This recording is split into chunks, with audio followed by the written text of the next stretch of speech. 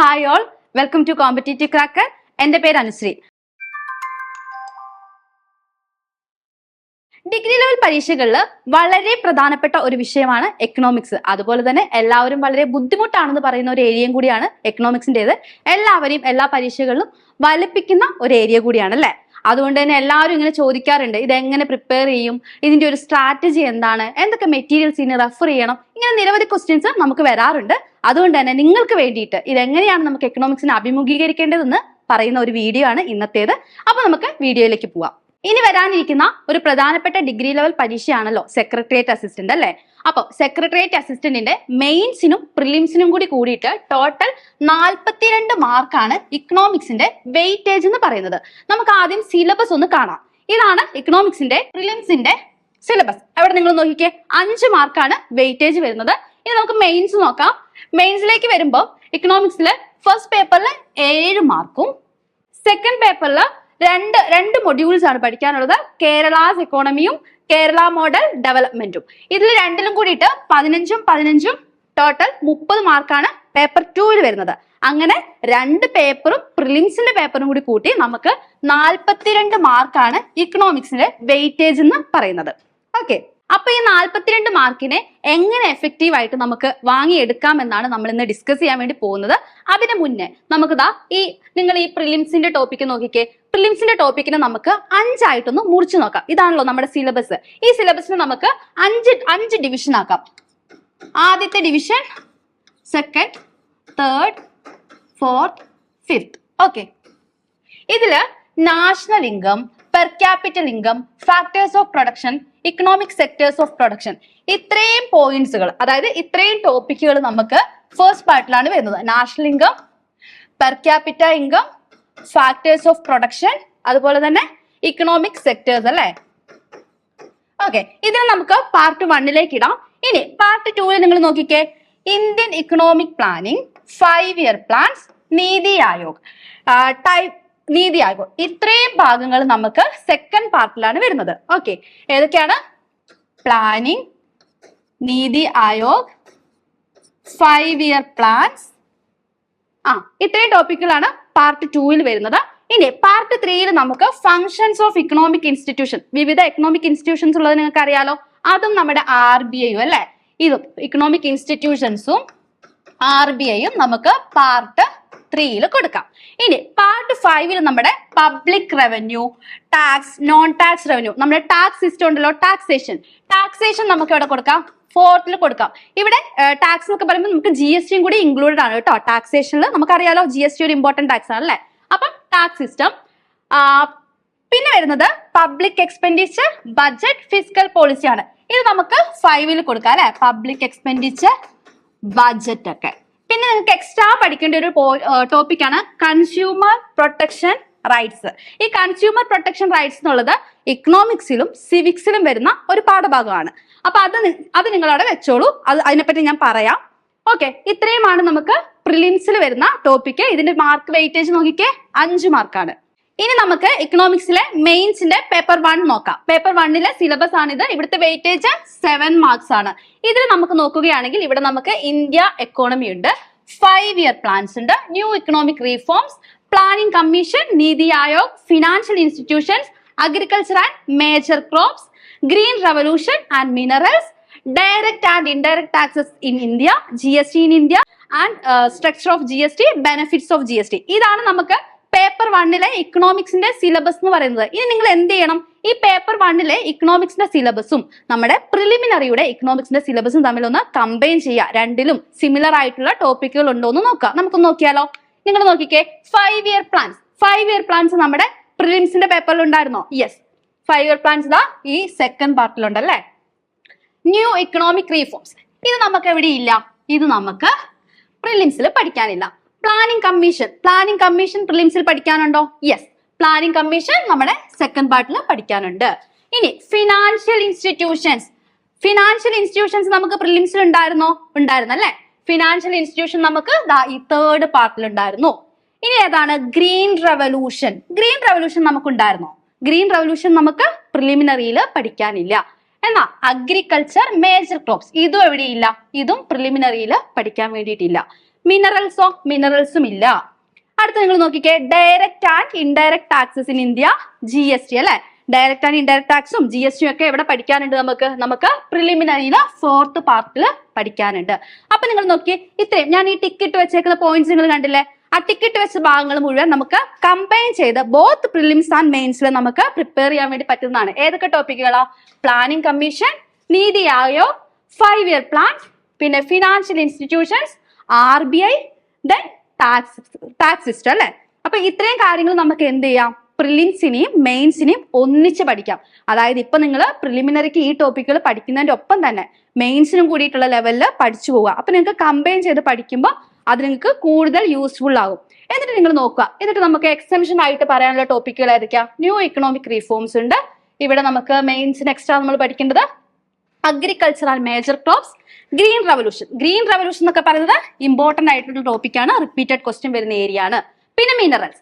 അപ്പം ഈ ഒരു ഏരിയാസ് ആണ് നമ്മൾ പ്രിലിംസിന് വേണ്ടി അല്ലാണ്ട് മെയിൻസിന് വേണ്ടി മാത്രമായിട്ട് ഫോക്കസ് ചെയ്യേണ്ടത്. അപ്പൊ നമ്മൾ ഇപ്പൊ ചെയ്യേണ്ടത് എന്താണെന്ന് വെച്ചിട്ടുണ്ടെങ്കിൽ, നമുക്ക് ഈ കമ്പൈൻ ചെയ്ത് പഠിക്കാൻ പറ്റുന്ന സബ്ജക്റ്റുകളെല്ലാം നമ്മൾ ആദ്യം പഠിച്ചു പോവുക. അതും നല്ല ഡെപ്ത് ലെവലില് കോൺസെപ്റ്റുകളൊക്കെ മനസ്സിലാക്കി നല്ല രീതിയിൽ പഠിച്ചിട്ട് പോവുക.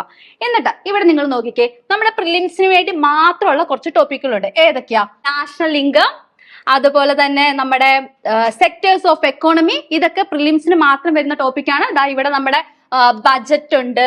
ഇതെല്ലാം പ്രിലിംസിന് വേണ്ടി മാത്രം വരുന്ന ടോപ്പിക്കാണ്. അപ്പൊ അത് നമ്മൾ എക്സ്ട്രാ എഫേർട്ട് എടുത്ത് പഠിക്കണം.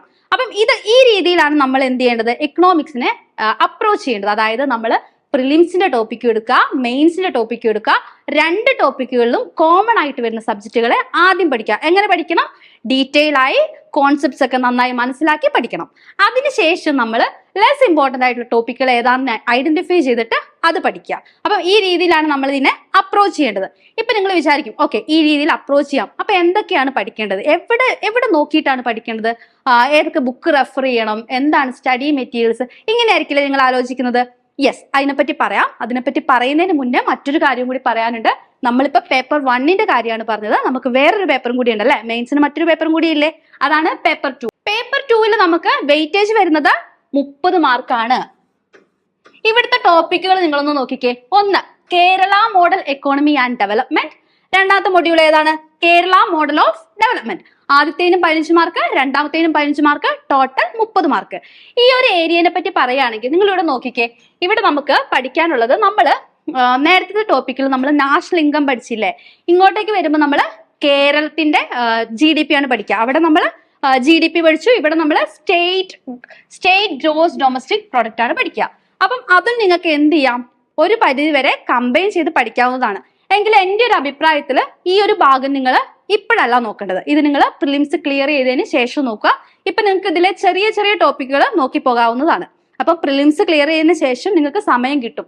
ഇത് അത്ര വലിയ ടോപ്പിക്കൊന്നും അല്ല, നിങ്ങൾക്ക് പഠിച്ചെടുക്കാൻ പറ്റുന്നതേ ഉള്ളൂ. അപ്പം ആ ഒരു സമയത്ത് നിങ്ങൾ ഇത് ഫോക്കസ് ചെയ്യുക. ഇപ്പൊ ഞാൻ പറഞ്ഞതുപോലെ നേരത്തെ പറഞ്ഞ കാര്യങ്ങളുണ്ടല്ലോ, പ്രിലിംസിനും മെയിൻസിനും കൂടിയിട്ടുള്ള കമ്പൈൻ ചെയ്തിട്ടുള്ള ടോപ്പിക്കുകൾ ഇപ്പൊ പഠിച്ചു പോവുക. ഓക്കെ, അപ്പൊ നമുക്ക് എല്ലാവർക്കും അറിയാം, എക്കണോമിക്സ് എന്ന് പറയുന്നത് ഒരു കോൺസെപ്ച്വൽ സബ്ജക്റ്റ് ആണ്. ഇവിടെ ഫാക്ച്വൽ ആയിട്ടുള്ള ക്വസ്റ്റ്യൻസും ചോദിക്കാറുണ്ട്, കോൺസെപ്ച്വൽ ആയിട്ടുള്ള ക്വസ്റ്റ്യൻസും ചോദിക്കാറുണ്ട്. പക്ഷെ നമ്മൾ ഇതിന്റെ കോൺസെപ്റ്റ്സ് ആണ് ഡീറ്റെയിൽ ആയിട്ട് പഠിക്കാനുള്ളത്. അപ്പം കോൺസെപ്റ്റ് ബേസിൽ ഏതൊക്കെ ടോപ്പിക്കുകളാണ് വരുന്നതെന്ന് നോക്കാം. 1, നാഷണൽ ഇൻകം. മറ്റൊന്ന് inflation and monetary policy, budget and physical policy, taxation, GST, external sector, balance of payment. ഈ ഒരു ഭാഗമാണ് കോൺസെപ്റ്റ് ഓറിയന്റഡ് ആയിട്ട് നമ്മൾ പഠിക്കേണ്ടത്. പ്രത്യേകിച്ച് എടുത്തു പറയാനാണെങ്കിൽ ഇൻഫ്ലേഷൻ ആൻഡ് മോണിറ്ററി പോളിസി എന്നുള്ള ഭാഗത്തു നിന്നും റിപ്പീറ്റഡ് ആയിട്ട് PSC നിങ്ങൾ ഏത് ക്വസ്റ്റ്യൻ പേപ്പർ വേണമെങ്കിലും എടുത്ത് നോക്കിക്കോളൂ. എല്ലാ ക്വസ്റ്റ്യൻ പേപ്പറിലും 1 മാർക്ക് ഇവിടെയുണ്ട്.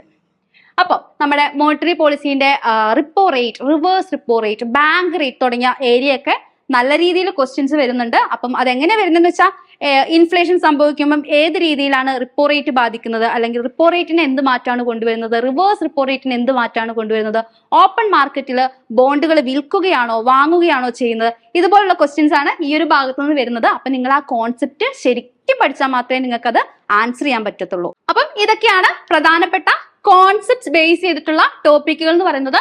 ഈ എല്ലാ ടോപ്പിക്കുകളും ഇമ്പോർട്ടന്റ് ആണ്. അപ്പൊ ഈ ടോപ്പിക്കുകളൊക്കെ ഓറിയന്റ് ചെയ്ത് വേണം നിങ്ങൾ പ്രിപ്പയർ ചെയ്യാൻ വേണ്ടിയിട്ട്. അപ്പൊ ഇനി നമുക്ക് ഇത് എവിടെ നിന്ന് പഠിക്കാം, ഇതിന്റെ സോഴ്സ് എവിടെയാണെന്ന് നമുക്കിനി നോക്കാം. ഇതിന്റെ സോഴ്സസിലേക്ക് പോവുകയാണെങ്കിൽ നമുക്ക് മാർക്കറ്റിൽ നിരവധി ബുക്കുകൾ അവൈലബിൾ ആയിട്ടുണ്ട്. പക്ഷെ എല്ലാ ബുക്കുകളുടെ പുറകെയും നിങ്ങൾ പോകണമെന്ന് ഞാൻ പറയില്ല. കാരണം എക്കണോമിക്സ് പഠിക്കണമെങ്കിൽ നമുക്കൊരു ബുക്ക് റെഫർ ചെയ്ത് പഠിക്കണമെന്ന് യാതൊരു നിർബന്ധവും ഇല്ല. നിങ്ങൾക്ക് യൂട്യൂബിലാണെങ്കിലും മറ്റു സോഴ്സസുകളിലാണെങ്കിലും നിരവധി വീഡിയോകളൊക്കെ അവൈലബിൾ ആണ്. അത്തരം വീഡിയോകൾ കണ്ട് പഠിച്ചാൽ തന്നെ നിങ്ങൾക്ക് ആ കോൺസെപ്റ്റ് ക്ലിയർ ആവും. അപ്പം എങ്കിലും നിങ്ങൾക്ക് വേണ്ടി ഞാനൊരു ബുക്ക് സജസ്റ്റ് ചെയ്യാം. അത് ഇന്ത്യൻ എക്കോണമി കീ കോൺസെപ്റ്റ് എന്ന് പറഞ്ഞിട്ടുള്ള ശങ്കർ ഗണേഷിന്റെ ബുക്കാണ്. ഈ ബുക്ക് വായിക്കണമെന്ന് യാതൊരു നിർബന്ധവും ഇല്ല. പക്ഷെ ഈ ഒരു ബുക്കിൽ നമ്മുടെ ഇൻഫ്ലേഷന്റെ കോൺസെപ്റ്റ് ഒക്കെ നല്ല ഡീറ്റെയിൽ ആയിട്ട് എഴുതിയിട്ടുണ്ട്. അപ്പൊ നിങ്ങൾക്ക് ആവശ്യമെങ്കിൽ ഈ ഒരു ബുക്ക് റെഫർ ചെയ്യാവുന്നതാണ്.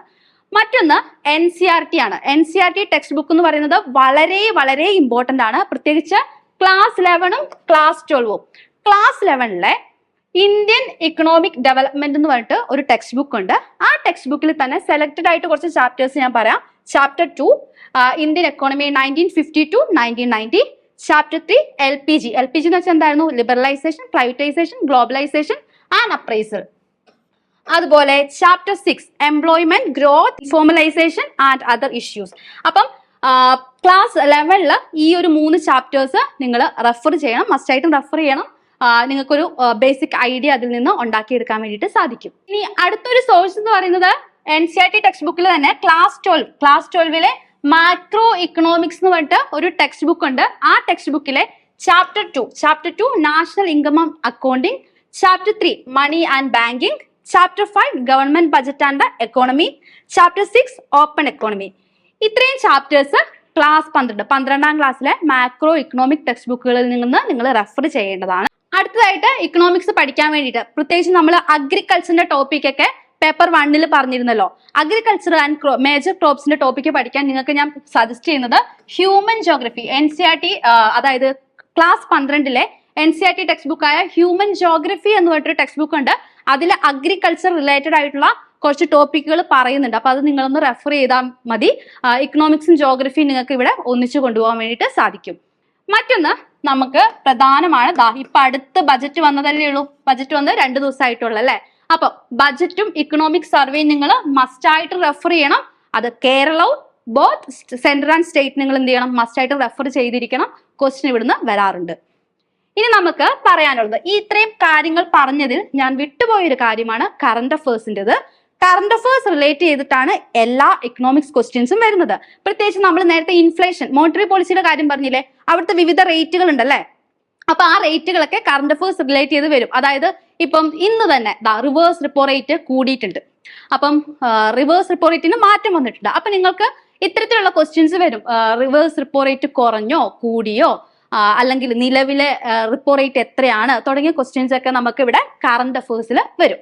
അപ്പൊ കറണ്ട് അഫേഴ്സ് നിങ്ങൾ റിപ്പോ റേറ്റ്, മോണിറ്ററി പോളിസി മാത്രമല്ല, ബജറ്റ്, ഇക്കണോമിക് സർവേ തുടങ്ങിയ ഭാഗങ്ങളെല്ലാം കറണ്ട് അഫേഴ്സ് മിക്സ് ചെയ്ത് പഠിക്കുക. ഇതും വളരെ ഇമ്പോർട്ടന്റ് ആണ്. കറണ്ട് അഫേഴ്സ് പഠിക്കുമ്പോൾ ഇക്കണോമിക്സ് ബേസ് ചെയ്തിട്ടുള്ള കറണ്ട് അഫേഴ്സ്, ഇക്കണോമിക്സ് പഠിക്കുന്നതിന്റെ ഒപ്പം തന്നെ നിങ്ങൾ ഇക്കണോമിക്സ് ബേസ് ചെയ്തിട്ടുള്ള കറണ്ട് അഫേഴ്സും പഠിച്ചു പോവുക. അപ്പൊ ആ ഒരു ഭാഗം നിങ്ങൾക്ക് ഓക്കെ ആയിക്കോളും. ഇനി എനിക്ക് പറയാനുള്ളത് ഒഫീഷ്യൽ സൈറ്റുകളാണ്. ഒഫീഷ്യൽ സൈറ്റിന് വളരെ വളരെ പ്രധാനപ്പെട്ട ഒരു പങ്കുണ്ട്. പ്രത്യേകിച്ച് നമ്മുടെ NITI Aayog, reserve bank of India തുടങ്ങിയ ഒഫീഷ്യൽ സൈറ്റുകൾ നിങ്ങൾ മസ്റ്റ് ആയിട്ട് റെഫർ ചെയ്യണം. ഇവർ പുറത്തെടുക്കുന്ന പ്രധാനപ്പെട്ട റിപ്പോർട്ടുകൾ എന്തൊക്കെയാണ്, അല്ലെങ്കിൽ ഇൻഡെക്സുകൾ എന്തൊക്കെയാണ്, ആ ഇൻഡെക്സിൽ വന്നേക്കുന്ന പ്രധാനപ്പെട്ട കണ്ടന്റ് എന്താണ്, ഇതൊക്കെ നിങ്ങൾ ഈ ഒഫീഷ്യൽ സൈറ്റ് വഴി തന്നെ റെഫർ ചെയ്യുന്നതാണ് നല്ലത്. അപ്പം അതിനൊരു ഓതന്റിസിറ്റി ഉണ്ടാവും. ഓക്കെ, അടുത്തത് PYQ ആണ്. PYQ എന്ന് പറയുന്നതും വളരെ ഇമ്പോർട്ടന്റ് ആണ്. നമ്മുടെ ഡിഗ്രി ലെവൽ പരീക്ഷ ഇപ്പൊ കാണുന്ന രീതിയിൽ സ്റ്റേറ്റ്മെന്റ് ടൈപ്പ് ആയിട്ട് വരാൻ തുടങ്ങിയത് 2021 മുതലാണ് അല്ലെ. ഇപ്പൊ 2021 മുതൽ 2024 വരെയുള്ള എല്ലാ ഡിഗ്രി ലെവൽ പ്രിലിമിനറി പരീക്ഷയുടെയും ക്വസ്റ്റ്യൻ പേപ്പർ നിങ്ങൾ മസ്റ്റായിട്ട് നോക്കണം. ആ ഭാഗത്ത് നിങ്ങൾ എടുത്തു നോക്കുക. 21 തൊട്ട് 24 വരെ എത്ര ക്വസ്റ്റ്യൻ പേപ്പർ ഉണ്ടെന്ന് എടുത്ത് കളക്ട് ചെയ്യുക. കളക്ട് ചെയ്തതിന് ശേഷം ആ ഭാഗത്തു നിന്ന് വന്ന എക്കണോമിക്സ് ക്വസ്റ്റ്യൻസ് നിങ്ങളൊന്ന് നോക്കുക. അപ്പൊ നിങ്ങൾക്ക് ഒരു ഐഡിയ കിട്ടും എങ്ങനെയാണ് ക്വസ്റ്റ്യൻ ചോദിക്കുന്നത് എന്നുള്ളത്. അപ്പൊ മസ്റ്റ് ആയിട്ടും PYQ ഒഴിവാക്കിയിട്ട് നിങ്ങൾ ഇത് പഠിക്കാൻ തുടങ്ങരുത്. മസ്റ്റ് ആയിട്ടും PYQ നോക്കുക.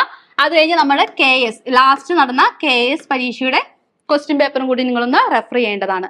അപ്പം ഇത്രയുമാണ് നമുക്ക് ഇക്കണോമിക്സിനെ പറ്റിയിട്ട് പറയാനുള്ളത്. ഈ രീതിയിലാണ് നിങ്ങൾ എന്ത് ചെയ്യേണ്ടത്? ഇക്കണോമിക്സിനെ ഒന്ന് കാണേണ്ടത്. ഈ രീതിയിലാണ് നിങ്ങൾ ഇക്കണോമിക്സിന് വേണ്ടിയിട്ട് പ്രിപ്പയർ ചെയ്യേണ്ടത്. കോൺസെപ്റ്റ്സുകളൊക്കെ മനസ്സിലാക്കിയിട്ട് ഒരു അണ്ടർസ്റ്റാൻഡിങ് വെച്ച് നിങ്ങൾ ഈ ഒരു സബ്ജക്റ്റിനെ അപ്രോച്ച് ചെയ്തിട്ടുണ്ടെങ്കിൽ ഉറപ്പായിട്ടും ആ മാർക്കുകളൊക്കെ നിങ്ങൾക്ക് ഈസി ആയിട്ട് സ്കോർ ചെയ്യാൻ വേണ്ടിയിട്ട് പറ്റുന്നതായിരിക്കും. അപ്പം എനിക്കറിയാം നിങ്ങൾക്ക് എല്ലാവർക്കും ഈ സെക്രട്ടേറിയറ്റ് അസിസ്റ്റന്റ് പരീക്ഷയെ പറ്റി ഒരുപാട് ഡൗട്ടുകൾ ഉണ്ടെന്ന്. ഇതിന്റെ സ്ട്രാറ്റജി എങ്ങനെ പോകണം, ഇതെങ്ങനെ പഠിക്കണം, ഇത്രയും ദിവസങ്ങൾക്കുള്ളിൽ നിങ്ങൾക്ക് ക്ലിയർ ചെയ്യാൻ പറ്റുമോ, അങ്ങനെ 100,000 ഡൗട്ടുകൾ നിങ്ങൾക്ക് ഉണ്ടാവുമെന്ന് എനിക്കറിയാം. സോ നിങ്ങൾക്ക് വേണ്ടിയിട്ട് ഒരു വെബിനാറും സംഘടിപ്പിക്കുന്നുണ്ട്. വെബിനാർ നടക്കാൻ പോകുന്നത് February 11 വൈകുന്നേരം 7 മണിക്കാണ്. നിങ്ങളുടെ എല്ലാ ഡൗട്ടുകളും ക്ലിയർ ചെയ്യാൻ വേണ്ടിയിട്ട് നമ്മളൊരു വെബിനാർ സംഘടിപ്പിക്കുന്നുണ്ട്. വെബിനാർ നടക്കാൻ പോകുന്നത് February 11 വൈകുന്നേരം 7 മണിക്കാണ്. വെബിനാറിൽ പങ്കെടുക്കാൻ വേണ്ടിയിട്ട് നിങ്ങൾ ഈ താഴെ കാണുന്ന നമ്പറിലേക്ക് കോൺടാക്ട് ചെയ്യുക. അപ്പൊ നമുക്ക് എല്ലാവർക്കും വെബിനാറിൽ കാണാം. താങ്ക്